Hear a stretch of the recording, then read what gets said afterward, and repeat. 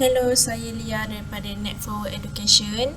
Okay, so hari ni kita nak buat objektif 2.4, okay, practice task yang mengenai conditional formatting.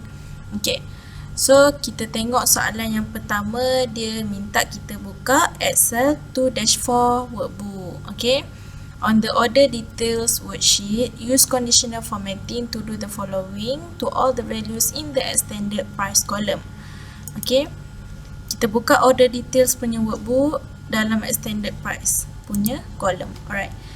Soalan yang pertama, dia minta kita apply the 3 arrows colored icon set. Okay. Kita keep default setting. Okay. Sorry. Okay. So first kita highlight dulu column extended price guna Ctrl Shift arrow down. Okay, kita pick conditional formatting.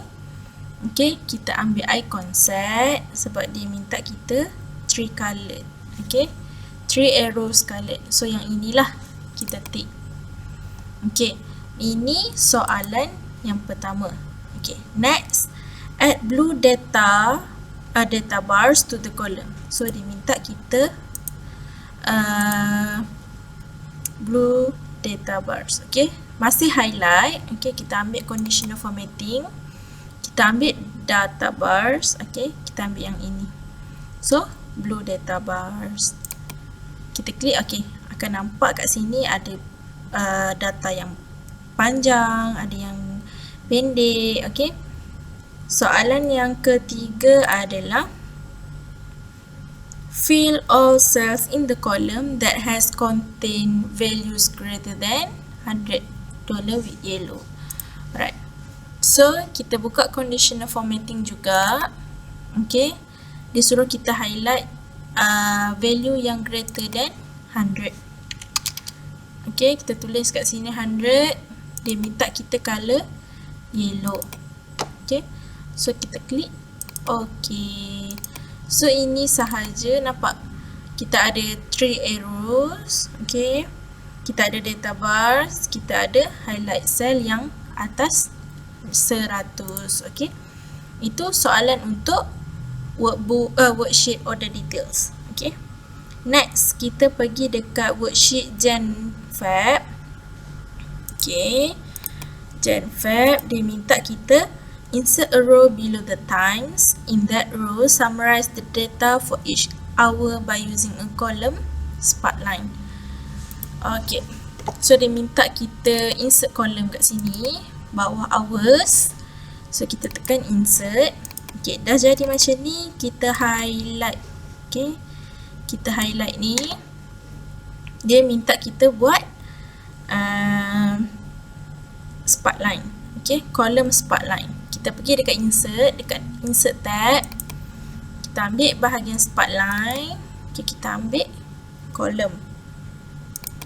Okay, so data range adalah range mana yang kita nak ambil. So kita ambil yang ni lah, yang besar ni. Kita highlight.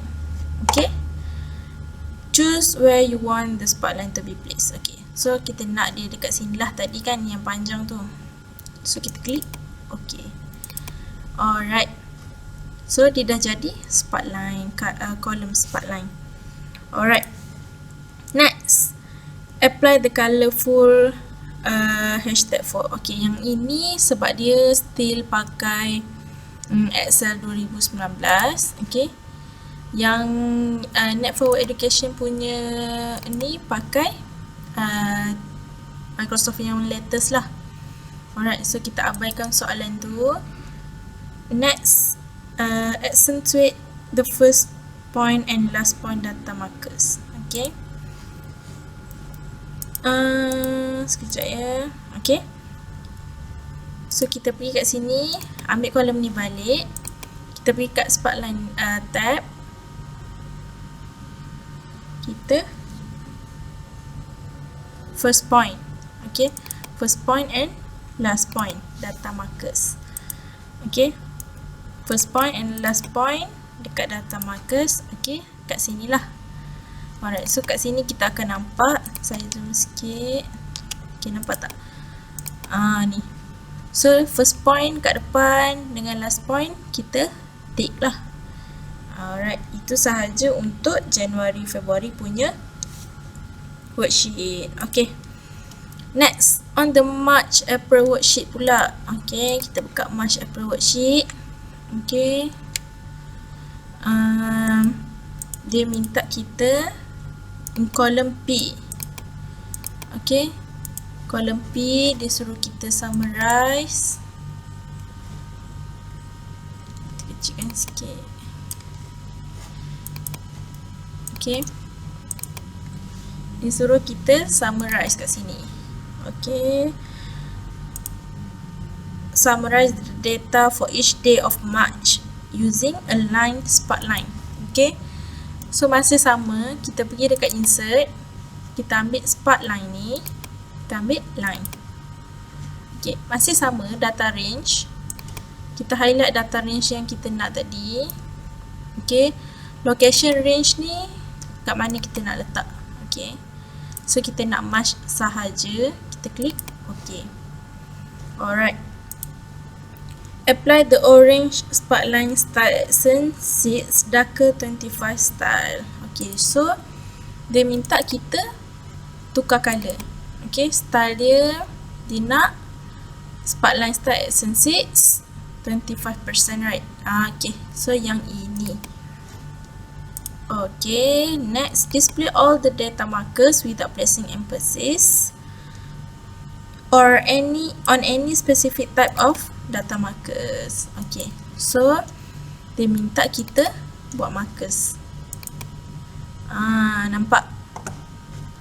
So kita punya data markers dia, kita akan nampak setiap turun naiknya data ni dia ada markers. Itu sahaja untuk objektif 2.4.